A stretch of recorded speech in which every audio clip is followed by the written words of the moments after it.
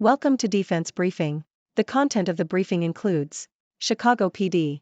Star Tracy Spiridakos to exit after Season 11, exclusive. Sources, Michigan assistant at Center of NCAA investigation purchased tickets to potential CFP opponents.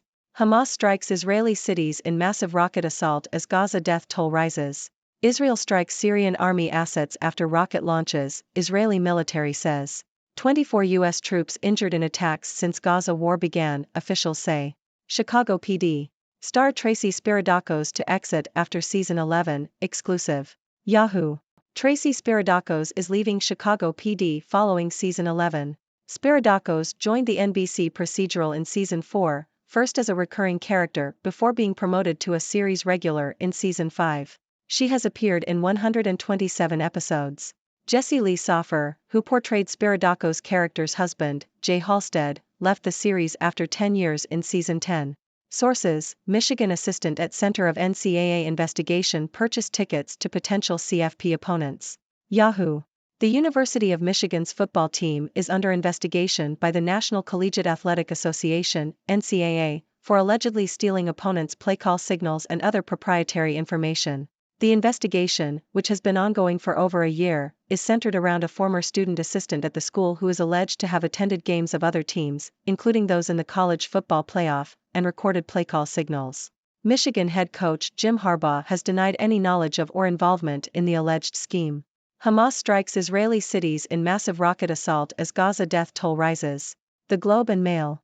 The conflict between Israel and Hamas continued to escalate, with the Gaza Strip reporting its highest daily death toll of the war so far. The Israeli military launched more than 400 airstrikes on Hamas targets in Gaza, while Hamas retaliated with a barrage of rockets. 2 Israelis were injured by falling debris, and 1 rocket struck a building in an illegal settlement in the Israeli-occupied West Bank. Hamas claimed that a group of its fighters had infiltrated southern Israel, but the Israeli military said it had repelled the assault. 2 rockets were also launched from Syria towards the Israeli-controlled Golan Heights. Israel has allowed a trickle of aid to enter Gaza, but the Palestinian Red Crescent reported that only 8 aid trucks were allowed into the territory on Tuesday. The UN Agency for Palestinian Refugees warned that it would be forced to halt operations if it did not receive fuel by Wednesday night. Gaza's hospitals are also struggling to function due to a critical fuel shortage. Israel strikes Syrian army assets after rocket launches, Israeli military says. Reuters. Israel's military has launched airstrikes on Syrian army infrastructure and mortar launchers in response to rocket launches from Syria towards Israel. The military identified 2 rockets that landed in open areas and responded with artillery fire. In addition, fighter jets struck military infrastructure and mortar launchers belonging to the Syrian army.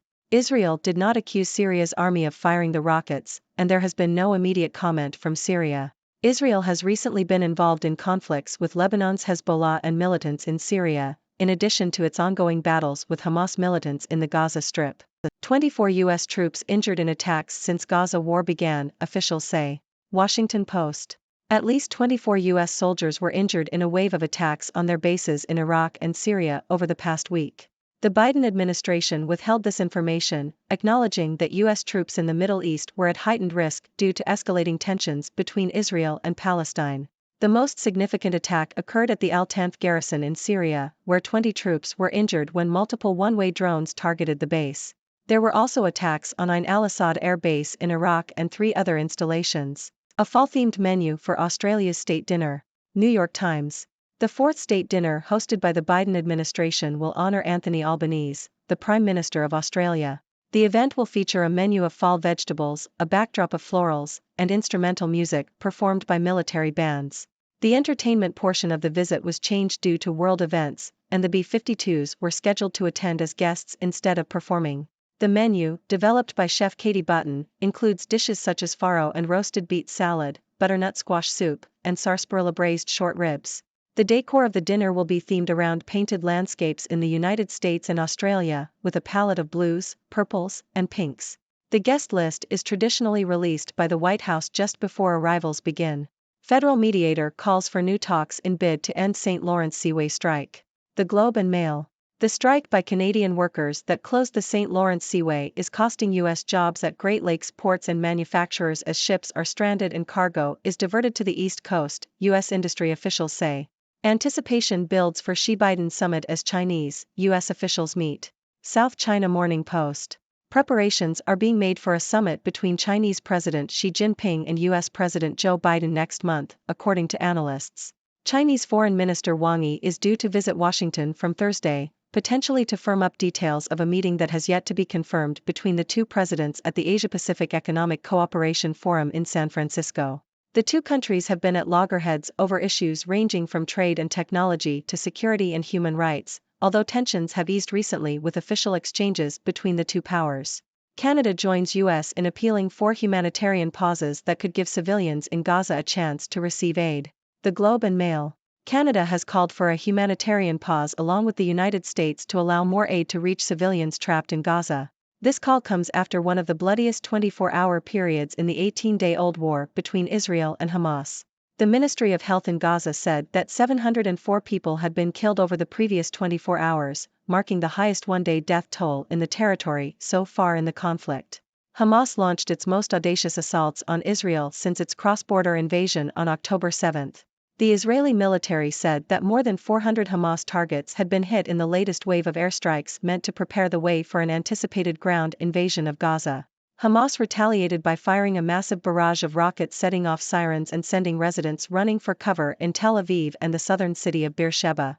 2 Israelis were injured by falling debris after the Hamas rockets were intercepted by Israeli air defenses. 3 others were hurt while scrambling to seek shelter. One rocket got through and struck a building in Alfi Mina Shi, an illegal Jewish settlement built on occupied Palestinian land in the Israeli-occupied West Bank. Ukrainian parliament to examine international experience of holding wartime elections. Yahoo! The Speaker of the Ukrainian Parliament, Ruslan Stefanchuk, has appealed to other countries' parliaments to help Ukraine study the experience of holding elections during wartime, news agency Interfax Ukraine reported on October 24.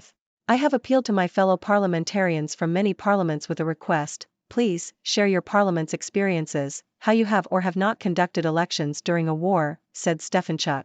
According to a poll conducted in September by the Razumkov Center, 64% of Ukrainians are against holding general elections in Ukraine until the war is over. Dear viewers, I am Dr. Six, your resident observer from the 6 Degrees world. Today, we have a mix of news spanning from television dramas to international conflicts.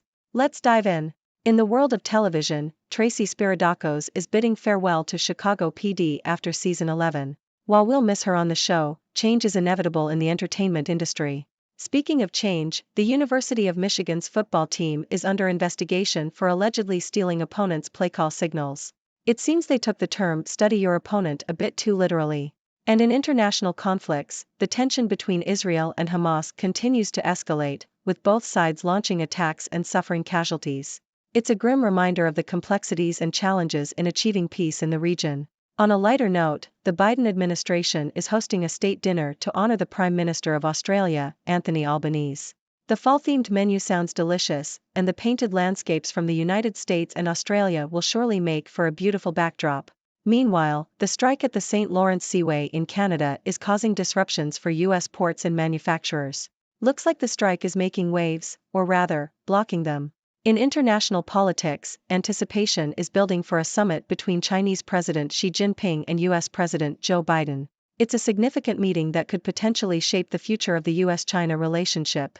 Speaking of relationships, Canada has joined the United States in appealing for a humanitarian pause in the conflict between Israel and Hamas, in hopes of providing much-needed aid to civilians in Gaza. Lastly, the Ukrainian parliament is looking to examine international experiences of holding elections during wartime. It's a challenging endeavor, but learning from the experiences of others can help pave the way for a more stable future. That wraps up today's news. Remember, these stories are just the tip of the iceberg, and there's always more to discover and discuss. So, what are your thoughts on these news stories? Do you have any burning questions or unique perspectives? I'm all ears. Until next time, stay curious, my friends. Dr. Six. Thank you for tuning in. The content above showcases the latest briefing reports and analytical synopses, thoughtfully curated by the 6Do team. These insights stem from a wide array of reputable media outlets, think tanks, government sources, and specialized experts worldwide. We encourage you to explore these sources for a comprehensive perspective. Keep in mind that while the content may not always align with the official standpoint of 6Do Brief, it's not meant to be taken as absolute directives for decision-making. Comprising seasoned media professionals, learned scholars, and accomplished scientists, the 6Do team embodies a trailblazing, fully independent media entity.